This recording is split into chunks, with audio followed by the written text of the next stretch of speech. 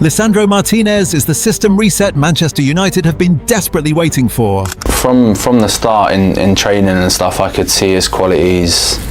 I could feel the passion that he brings, how aggressive he is. Manchester United's 2025-26 season started with a problem most fans didn't see coming. It wasn't about bad players. De Ligt was playing some of the most consistent football of his career. Maguire was dominating aerially. Shaw brought intensity. The young defenders looked mature beyond their years. So why were United still conceding? Why did they score 3 goals and still lose? Why did one mistake spiral into disaster every single week? They've lost 3-0 in a derby game. You should be fuming. You should be raging. The answer was in the numbers, and they tell a story nobody's talking about. 1.68 points per game with one player, 1.44 without him. Same squad, same league, different results. When Lisandro Martinez plays, United average 57 passes per 90 from their most important position, more than Bruno Fernandes, more than Luke Shaw. His 89% pass completion rate includes 50 long balls that actually move the team forward. He's won 19 duels this season, 7 aerial battles, 0 yellow cards, 0 red cards. But here's where it gets interesting. Against Manchester City, 68% possession for the opposition, just 32% for United. City managed 0.45 expected goals, 1 shot on target, the entire match. Erling Haaland, 14 touches before being substituted. 14. This isn't about defending harder, it's about defending smarter. And when Michael Carrick walked into the job with a clear mandate, stabilise the team, restore control, survive pressure, he didn't need a new signing. He needed the one defender who turns chaos into structure, the one who doesn't just win duels, he stops them from happening, the one who completes 8 dribbles at an 88% success rate as a centre-back, breaking pressing traps before they even form. This is exactly why one defender, standing at 5'9", has become the difference between United merely surviving this season and actually controlling it. And what Carrick is about to build around him could be the blueprint that rescues Manchester United's entire campaign. Let's break it down.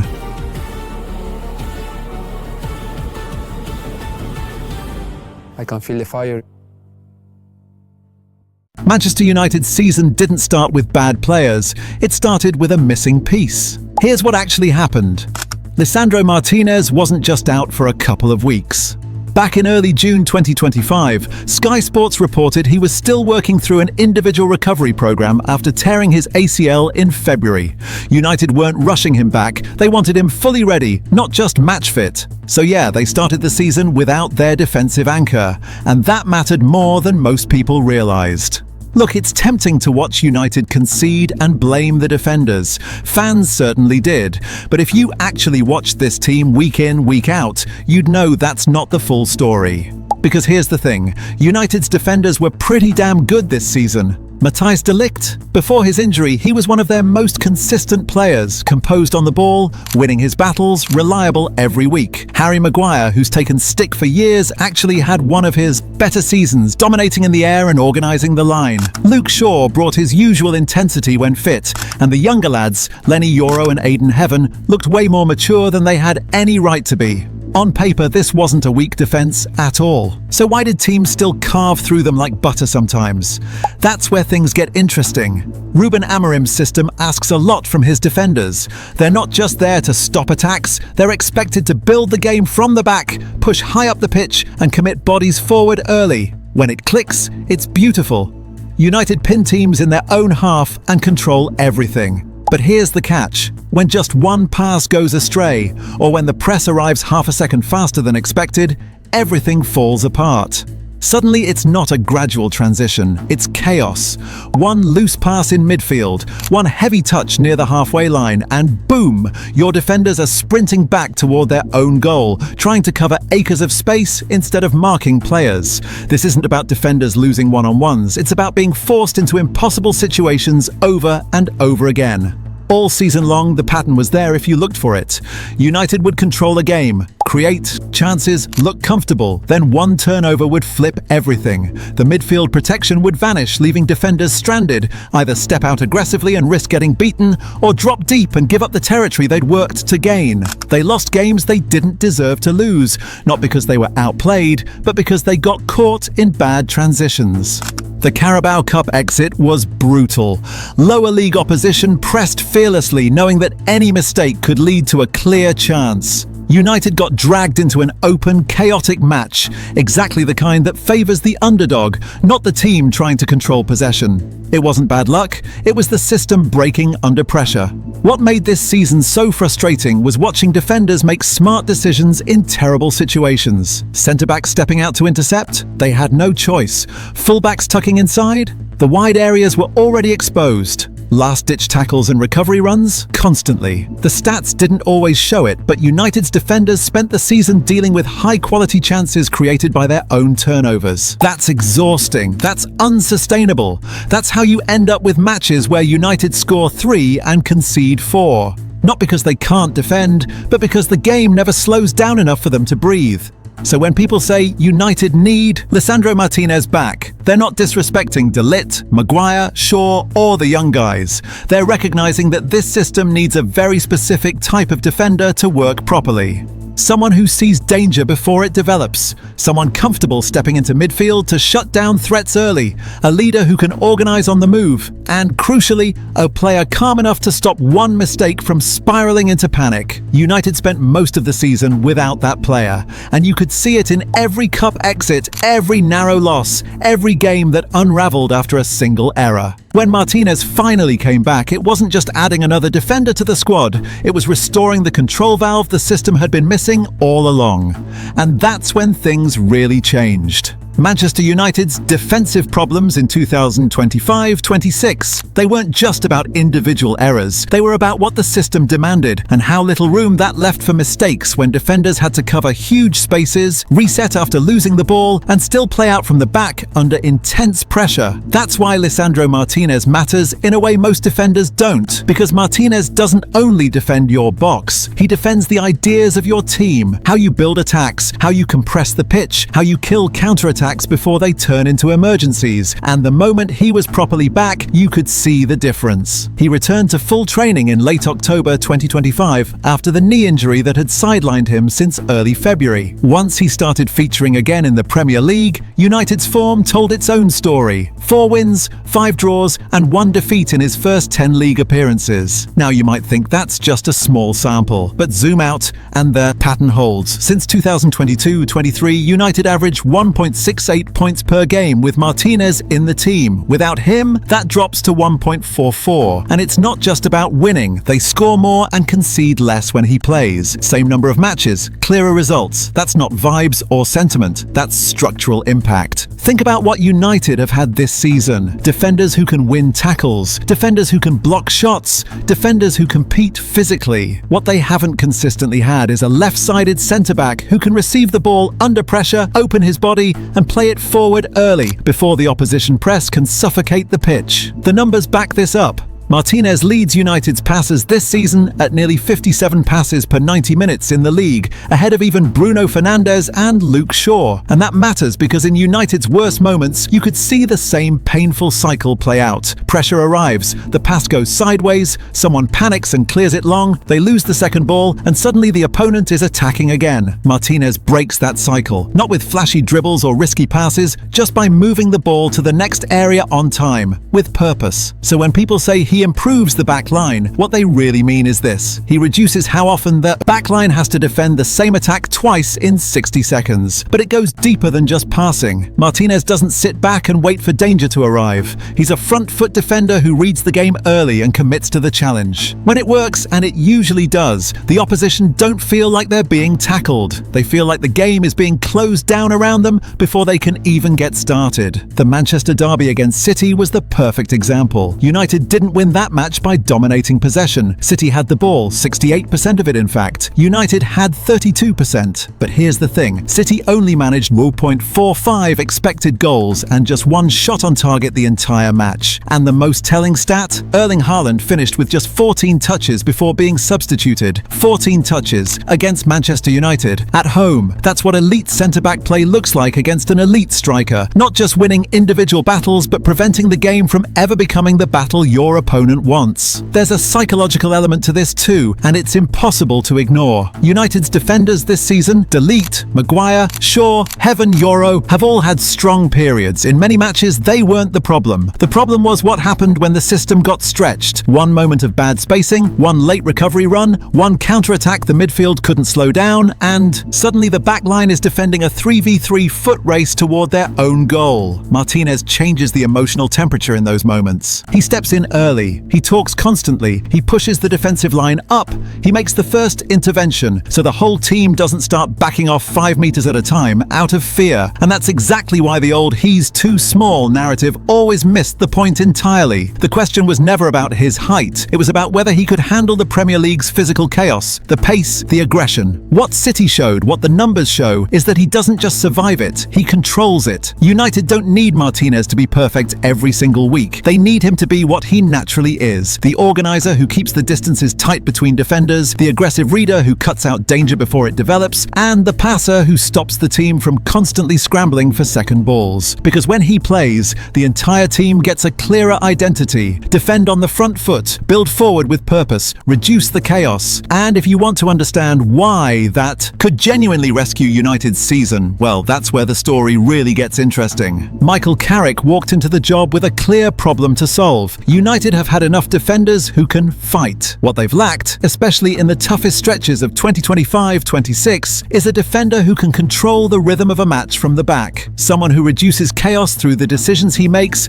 before danger even becomes visible. Carrick's appointment is official, and the early messaging around it has been consistent. Stabilize the team, restore control, and build a structure that can survive pressure. That is exactly why Lisandro Martinez becomes more than just a starter for him. He becomes a reference point. Carrick's football brain was built in the deepest part of midfield, where one careless touch can turn into a counter-attack in seconds. As a coach, he's not going to tolerate a team that repeatedly gives the ball away in the first phase of play. Martinez is the defender who directly solves that problem. In the league this season, Martinez has featured in 10 matches, making 5 starts and logging 545 minutes. Within that time, the numbers show exactly the profile Carrick wants to lean on. 3 at 86 passes at 89% completion, including 50 long passes, with 44% of those finding their target. That combination matters. It means Martinez isn't just playing it safe and recycling possession, he's attempting the passes that actually move teams up the pitch, and he's still completing them at a strong rate. When you compare centre-backs across the league, Martinez ranks exceptionally high in possession impact. His shot-creating actions and overall passing volume place him among the very top percentiles for Premier League defenders this season. That's the first way Carrick will use him. Martinez becomes the safe exit. When the press arrives, Carrick can instruct United to find Martinez early because he can receive under pressure, open his body and play through the first line of pressure rather than just going around it or punting it long. But there's a specific tactical adjustment Carrick can make that turns Martinez from a good defender into a game changer. Build a left-sided progression triangle around him. United's best spells this season, even when Delight and Maguire were playing well, still had a recurring weakness. The left side could become too passive in build-up, too predictable.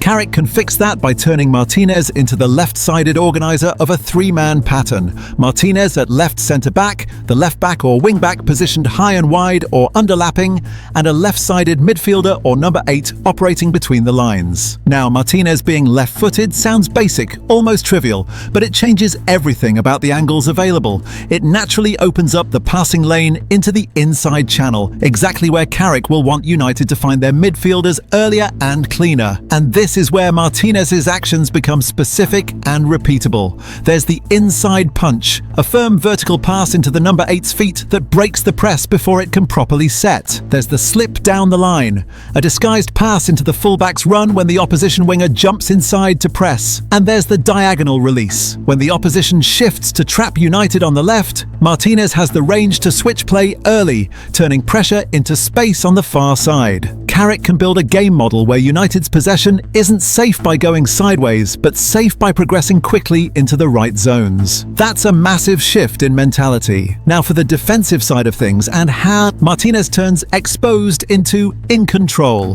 The most important thing to understand is that Martinez doesn't wait for the duel. He tries to stop the duel from ever becoming the kind the striker wants. That shows up in 3 repeatable decisions. First, he steps early, not late. When the ball is played into a forward dropping short, Martinez's instinct is to arrive on the first touch, before the attacker can set the ball and turn the situation into a dangerous transition. That's not just aggression for the sake of it, it's game management. Second, he wins the second phase.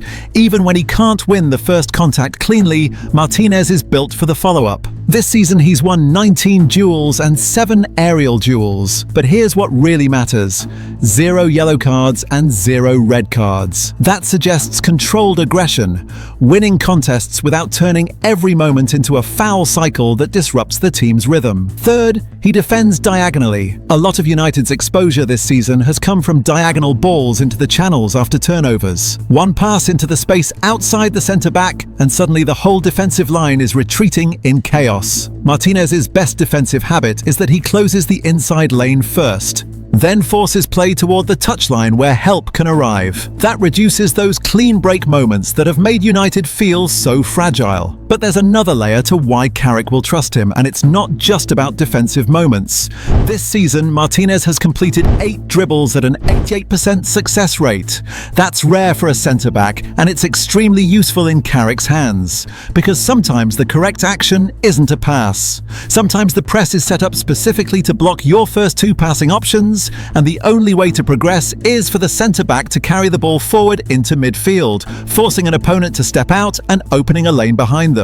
Those carries are how you turn a pressing trap into a broken structure, and once you do that, your midfielders stop receiving the ball with 2 defenders on their back. They start receiving it facing forward with time and space to actually do something. That's how one defender can improve the entire team's attacking rhythm without ever recording an assist. Put it all together and you get the real reason Martinez fits what Carrick needs. He improves United's first phase, fewer forced long balls, fewer panic clearances. He improves their defensive organization, better spacing, earlier interventions. He reduces the frequency of high-quality counterattacks by stepping early and defending diagonally, and he gives United a reliable left-sided outlet to progress the ball under pressure. When that happens, the benefits don't stop at the back line. The midfield plays higher with more confidence. The fullbacks push forward with less fear. The forwards get cleaner service because the team isn't constantly defending the same attack twice in 60 seconds. That's what rescuing a season looks like in real football terms.